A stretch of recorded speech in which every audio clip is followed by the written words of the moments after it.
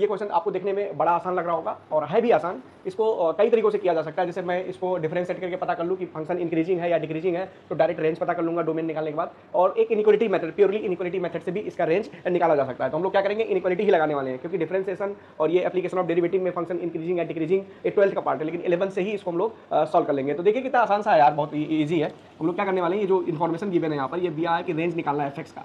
F यही और range है, ये 3 - x प्लस और ये x + 2 था। ओके, और एक बात बता दूं मैं, JEE का क्वेश्चन है ये JEE का आया हुआ क्वेश्चन है, ठीक है। इसका रेंज निकालना है, तो पहले डोमेन निकालते हैं। तो डोमेन हम लोग देखेंगे, पहले पार्ट को देखें तो ये 0 से बड़ा होना चाहिए, तो 3 - x अगर 0 या 0 से बड़ा होना चाहिए तो x जो है लेस आर इक्वल टू 3 हो गया।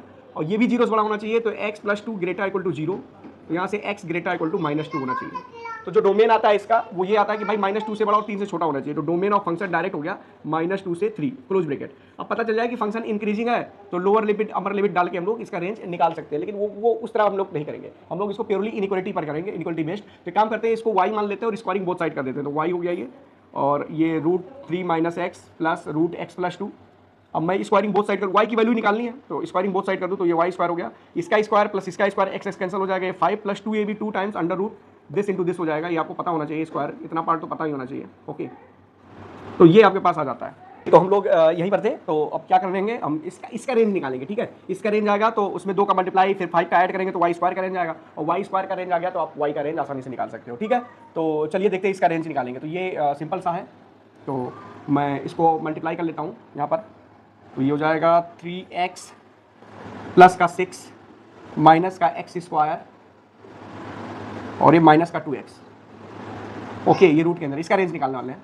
ये हो जाएगा माइनस का x² प्लस का x और ये प्लस का 6। परफेक्ट स्क्वायर बनाते हैं इसका, तो ये हो जाएगा माइनस कॉमन कर दें अगर, तो x + 1/2 का होल, माइनस आएगा, माइनस कॉमन लेंगे तो -1/2 आ जाएगा का होल स्क्वायर।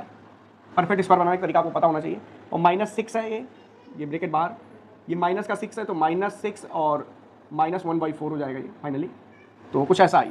ओके, ये ब्रैकेट के, ये परफेक्ट स्क्वायर बनाना आपको आना चाहिए, कैसे बनता है परफेक्ट स्क्वायर, ये आप पढ़ लेंगे होंगे क्वाड्रेटिक इक्वेशन में, ठीक है। तो ये क्या होने वाला है, यहाँ से मैं इसके बारे में अगर बात करूँ तो ये ऐसा कुछ हो गया, 25/4 माइनस x - 1/2 का होल स्क्वायर और ये पूरा रूट। इसको सॉल्व करेंगे तो यही आ जाएगा। ओके, ये बोले तो ये आ जाएगा। अब रेंज स्टार्ट करते हैं इसका निकालना। तो x की वैल्यू दे रखा है -2 से 3, तो यहाँ से स्टार्ट करेंगे। तो x हो जाएगा आपके पास -2 से 3 है।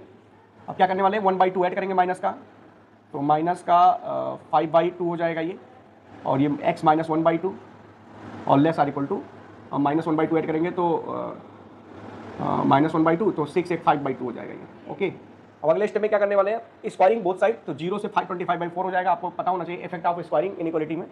तो मैं इसको मिटा दूं, तो यहाँ से आपके पास आने वाला है, यहाँ से देखिएगा स्क्वायरिंग बोथ साइड करेंगे, मतलब ऑल साइड। तो इफेक्ट ऑफ स्क्वायरिंग इनइक्वालिटी में आपको आना चाहिए, उस हिसाब से आप इसको कर लेंगे। तो यहाँ पर मैं लिख रहा हूँ, तो x हाफ हो जाएगा होल स्क्वायर, ये 0 से हो जाएगा यार 25/4। ओके, स्क्वायरिंग की वजह से ऐसा हुआ है।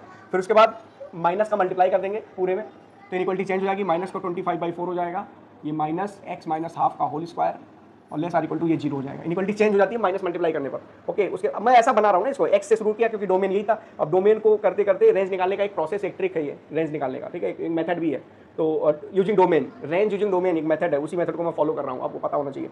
तो यहाँ से आपके पास ये मल्टीप्लाई -1/2 कर दिया, ये सब चीज़ें आ गई। अब माइनस में मल्टीप्लाई कर दिया, अब 25/4 ऐड कर देंगे बोथ साइड, तो ये हो जाएगा 0, ये 25/4 माइनस x - हाफ का whole square less or equal to 25/4, ये हो जाता है। इसके बाद क्या करना है, ये इसके बाद इसका रूट ले लेना।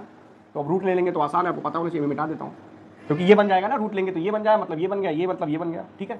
तो रूट जब ले लेंगे तो ये 0 का रूट 0 ही रहेगा, और टेकिंग रूट ये भी आप इनइक्वालिटी पर इफेक्ट क्या डालता है वो आपको पता होना चाहिए। तो ये होल स्क्वायर हो गया, इसका रूट ले लिया, और लेस आर इक्वल टू ये 5/2 आ गया। ओके, तो इतने की रेंज आ गई भाई इस डोमेन के लिए, -2 से 3 के लिए इतने का रेंज ये है, इतना है, इतनी वैल्यू यहाँ पर रख देंगे। तो आगे y² का भी रेंज आ जाएगा। तो काम करते हैं ना, इसमें मैं क्या चाहिए, इसमें 2 का मल्टीप्लाई, पूरे में 2 का मल्टीप्लाई करूंगा तो ये 0 से हो जाएगा 2 टाइम्स, ये पूरा यही हो गया। डायरेक्ट ये इसके बराबर है तो लिख देता हूँ 3 - x और ये x + 2, 2 का मल्टीप्लाई करें तो लेस इक्वल टू 5 हो जाएगा। उसके बाद 5 का ऐड करेंगे तो ये 5 हो जाएगा, और 5 + 2 times √3 - x। Purely inequality base इसको मैंने सॉल्व किया यार, डिफरेंशिएट नहीं किया, लेस आर इक्वल टू 10 हो जाएगा ये। ओके, अब ये बन गया y², और y² बन गया तो आपके पास यहाँ y² लिख देते हैं, और ये हो जाएगा 5 से लेके 10 तक। तो अब स्क्वायर करने पर अपने पास 5 से 10 आ रहा है, तो वाई क्या रहा होगा, तो वाई रहा होगा √5 से √10 रहा होगा। स्क्वायर करेंगे तो 5 से 10 आ जाएगा। ओके, तो ये रेंज आ गया। अब या आप इसको ऐसे भी सॉल्व कर सकते हैं, पहले इसको सॉल्व कर लें तो यहाँ से एक वैल्यू आएगी, फिर इसको सॉल्व कर लें इनइक्वालिटी में, तो यहाँ से आएगी, दोनों का कॉमन आंसर यही आएगा √5 से √10। अगर मैं एलिब्रेट और कर दूँ, मैं सॉल्व करके दिखा दूँ तो वो आएगा यही यार। कहीं थोड़ा टाइम टेकिंग लगेगा तो मैं टाइम को थोड़ा मिनिमाइज कर रहा हूँ क्योंकि जल्दी से वीडियो खत्म कर दूँ मैं। तो यहाँ से आप इसको सॉल्व करेंगे तो √5 से √10, तो रेंज आ जाएगा √5 से √10। तो ये था आपके पास। अब इनइक्वालिटी में महारत हासिल होनी चाहिए इतना समझने के लिए यार, नहीं तो आपको वही एक मेथड और है, डिफरेंशिएट कर देना, पता कर लेना फंक्शन इंक्रीजिंग है कि डिक्रीजिंग है। अगर फंक्शन इंक्रीजिंग है मतलब लगातार बढ़ रहा है, तो जो डोमेन है, मान लो एक डोमेन कितना था, -2 था, तो -2 डालने पर जो वैल्यू आ जाए, और एक डोमेन 3 था तो 3 डालने पर जो वैल्यू आ जाए, तो डायरेक्ट वही आंसर हो जाएगा। ठीक है, क्योंकि इंक्रीज करेगा तो बीच में कहीं और वैल्यू एब्रप्टली चेंज नहीं होगी ना कि हाइट बहुत ज़्यादा होगी, मतलब यहीं से लेकर यहीं तक होगा। लोअर लिमिट डालें अपर लिमिट डालें तो रेंज डायरेक्ट पता चल जाता है। अगर फंक्शन डिक्रीजिंग भी है तो लोअर लिमिट डालें अपर लिमिट डालें, आपको डायरेक्ट आंसर मिल जाता है। ठीक है, तो यहाँ से लेकर यहाँ तक ये रेंज, बीच में ऐसा नहीं हो रहा है कि ऐसे ऊपर नीचे हो रहा है, तो उससे रेंज में थोड़ी गड़बड़ हो जाती है। लेकिन अगर लगातार पता चला फंक्शन इंक्रीजिंग है डिक्रीजिंग है, तो वो भी रेंज निकालने का एक मेथड, एक प्रोसेस वो भी है।